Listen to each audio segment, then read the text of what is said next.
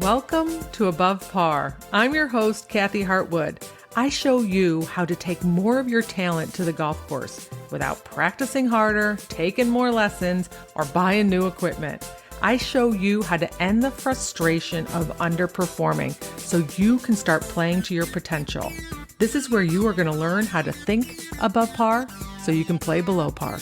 Let's get to it. Hi, my golf friends. Welcome back to Above Par. Super happy you're here. So I have a special podcast episode for you. I'm giving you a sample of some of the Q&A questions that come up in the Think Above Par Club. I think they're going to be really relevant to you, that you're going to be able to relate to them as we talk about what happens over the golf ball. Some things that we have a tendency to do, whether we focus a little bit more intently over shots that are more challenging than we do over easy shots, or just standing over the ball and listening to all the chatter in our head and deciding to swing anyway. So I'm going to share some of the questions with you and some of the answers that I had in our back and forth in our Q&A section of the Think Above Par Club. So here we have it. I hope you enjoy. Okay, so what's your question? My question is about hit it anyway shots. You're over the ball, you're getting ready to take your backswing, and you're like, am I aimed too far right? Ball looks like it's teed up too high. You have uncertainties that pop up and you just hit it anyway. Do you or other people in the group have tips and tricks for making yourself back off and address the uncertainty? Okay, that's self-awareness and discipline. That's it. I mean, it happens so fast. Do you know what I mean? Like you have this thought, you think, it's fine. And then you hit it. Yeah. Okay, listen, I'm not gonna lie to you. I do it too, right? There's moments where you feel like you can just override yourself. Like, it's okay. I can still make a good swing anyway. Yes. And then you hit a shit shot and you're like, I can't believe I swung. Okay. So when you have enough, remember there's 3 stages of awareness, right? The first stage is it's going to be after the occurrence happens and you'll look back and go, I swung and I had all these uncertain thoughts and I swung and I created this crappy result. Then you're going to be over the ball, which is where you are right now. Yeah. You're over the ball and you're witnessing your brain try and, create a lot of doubt for you. Now, some of it might be valid. Some of it might be just fear-based. I think both exist, right? So now you're over the ball and you are the spectator watching a movie. Like your consciousness is watching a movie of your brain going through. Isn't that the experience we all have? We're like going, I'm watching my brain, like sitting back going, look at all this other stuff. Like, what do I do about it? I'll just swing. Right.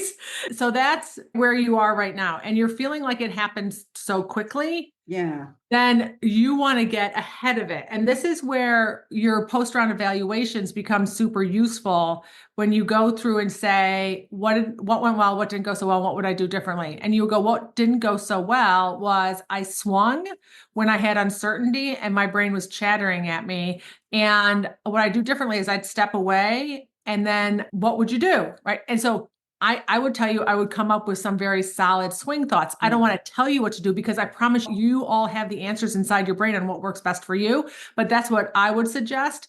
And you explore, you might sit there and say, I'm just going to rub my belly and pat my head and I'll be fine. Okay, great. I mean, if that works for you, it's like, whatever. I'm not going to tell you what doesn't work, but I would come up with some solid go-to thoughts. That's why I have those. If you have those download on those power thoughts that I have or power phrases, they're just kind of standard golf thoughts that you can have over the ball that are great to replace doubt and certainty. So then you go to the last stage where you get ahead of it. Okay. So today I'm going to set an intention that this is how we train our brain. We set intentions, right? I'm going to set an intention that if I find myself having doubt or not being committed, basically is what happened is you didn't completely commit to the shot.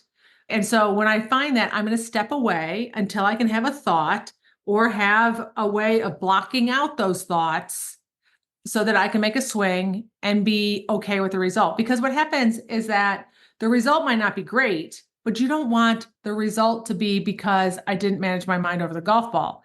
Right. I would much rather your result be because I'm a human and this is part of my errors in my wheelhouse of things that I miss in golf, right? That's golf. Now we can accept that. That's like your goal. Like now this is going to be my mission.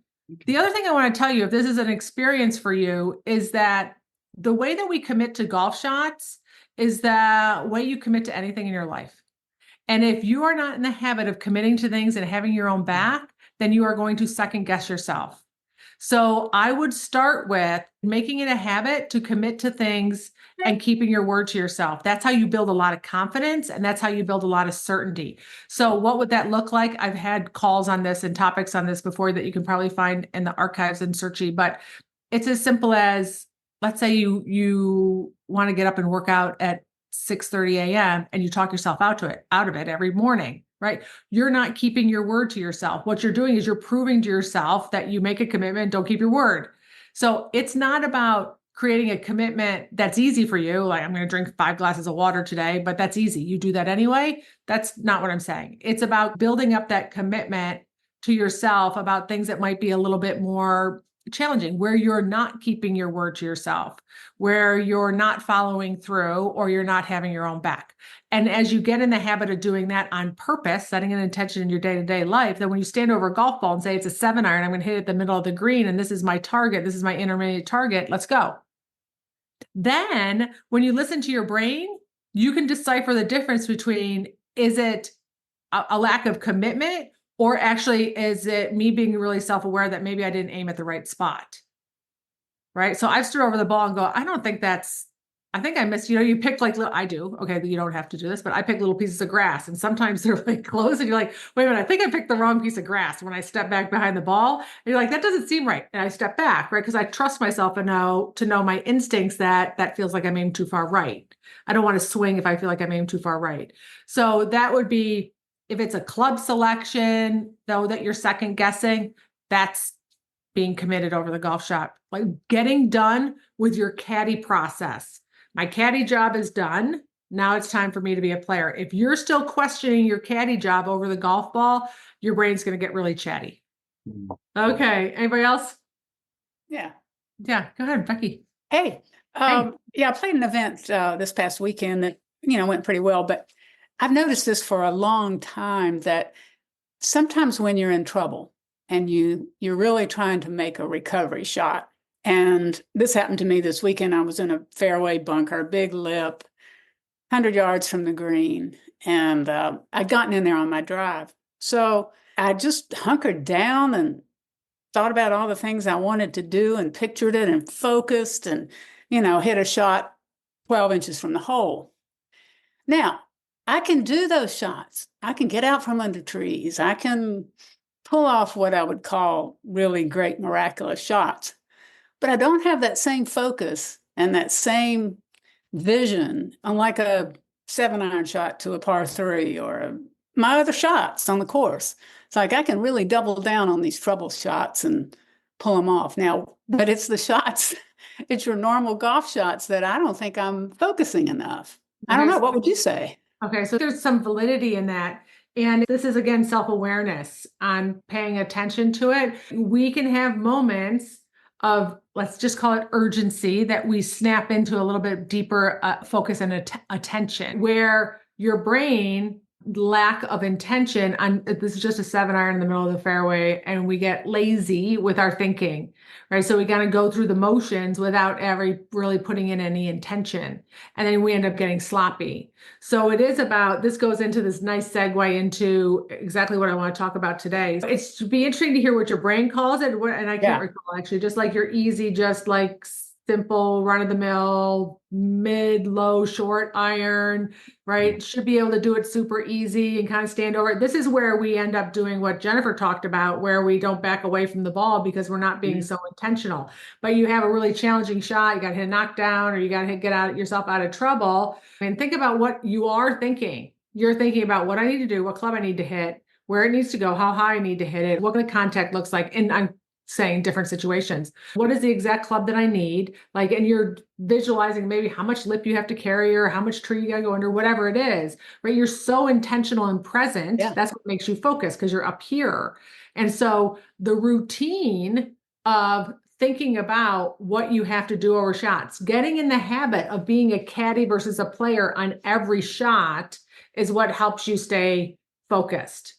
That's what helps you stay from making those mistakes on those easy shots that kind of then tick us off when we like, are you kidding me? How did I miss a green with a wedge? Like what was, I mean, I didn't even aim. I was thinking about what I was going to have for lunch, right? You weren't thinking about what you were going to have for lunch over that shot in a bunker. And so this is another awareness thing that you can start paying attention to, and then setting an intention. It's just retraining your brain, setting an intention that you're going to focus and think about the shot, be caddy versus player, whatever works for you over as many shots as possible. Right. And this goes back to Jennifer was the first person who had the inverse correlation between calm, certain, and confident in her score. The more shots she hit from calm, certain, and confident, the lower her score got dramatically. Like it was a big swing. I think you started out in the low 60s, maybe with your calm, certain, and confident. And her scores were in the mid 80s, and she got it to in the 90s, and her scores were in the mid 70s. That's huge. So what would we categorize this? It's not that you're not calm. It could be that you're not present.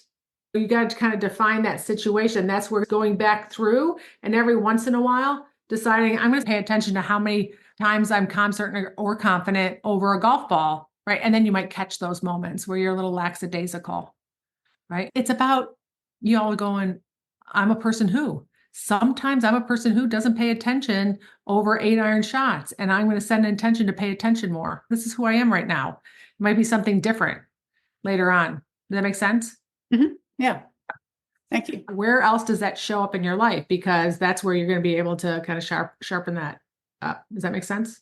Yeah, that's a really good thought, is looking for situations in your life where you're not totally focused. I mean, you're going through the motions and well, in golf, on these other shots, I'm, aiming and I'm thinking about the swing, but not to the extent that I do on these what I call trouble shots or, Yeah, because in your mind just like, these are easy. I've done these a million times, right? It's not very challenging, but we miss that every little thing matters over a shot. Like Jennifer was referring to, if your aim is off a little bit, or if you just make a lazy swing, because with that comes a laziness of thinking, comes a laziness in your body. And so we can make kind of a lazy swing. We leave it out to the right. And we're like, oh, I didn't even swing at that. Why didn't I swing at that? And so that's where the actions end up coming into play. All right, there you have it, my friends. There's a little sample of some of the calls that we have in the Think Above Par Club. And I'm sure that you can relate to what Jennifer and Becky were talking about standing over the ball and not being ready, or focusing more on difficult shots than easy and run-of-the-mill shots. So hopefully you had some nice takeaways. If you want to reach out to me and connect with me, make sure you get onto my email list at kathyhartwood.com/join. All right, my friends, have a beautiful day, and I'll talk to you next Wednesday. Bye.